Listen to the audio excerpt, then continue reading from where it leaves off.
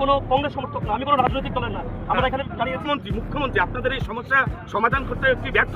মুখ্যমন্ত্রী আপনাদের এই সমস্যা সমাধান করতে কি ব্যর্থ?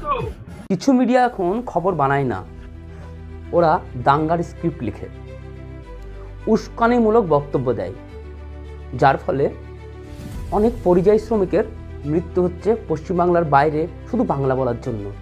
মুর্শিদাবাদ বেলডাঙ্গার একজন পরিযায়ী শ্রমিক ঝাড়খণ্ডে কর্মের সূত্রে সে কাজে গিয়েছিল, সেখানে তাকে পিটিয়ে হত্যা করা হয়। অভিযোগ উঠেছে যে এদের উস্কানিমূলক বক্তব্যের জন্যে শুধুমাত্র ঝাড়খণ্ডের এই একক কাহিনী না, এই কাহিনী অহরহ ঘটে চলেছে। উড়িষ্যা, উত্তরপ্রদেশ, বিজেপি শাসিত অনেক রাজ্যে এরকম ঘটনা ঘটেই চলেছে। আজ মুর্শিদাবাদে বিক্ষোভ, একজন রিপোর্টার আগে লোকজনের বাইট নেয়, পরে ক্যামেরার বাইরে গিয়ে অ্যাঙ্কারকে উস্কানিমূলক তথ্য দেয়। মিডিয়াতে বাইট দিচ্ছিল ফেসবুক ইনফ্লুয়েন্সার সুরজ খান।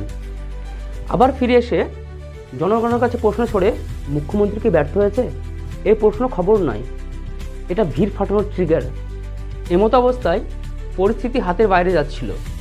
রিপোর্টারের নিরাপত্তার জন্যেই তাকে বাইরে বের করা হয়, মাইক ফেরত দেওয়া হয়, কোনো মারধর হয়নি। কিন্তু স্টুডিওতে গিয়ে হেডলাইন সাংবাদিক আক্রান্ত, এরপর শুরু হবে ধর্ম, হিন্দু মুসলিম আগুনের ভাষা।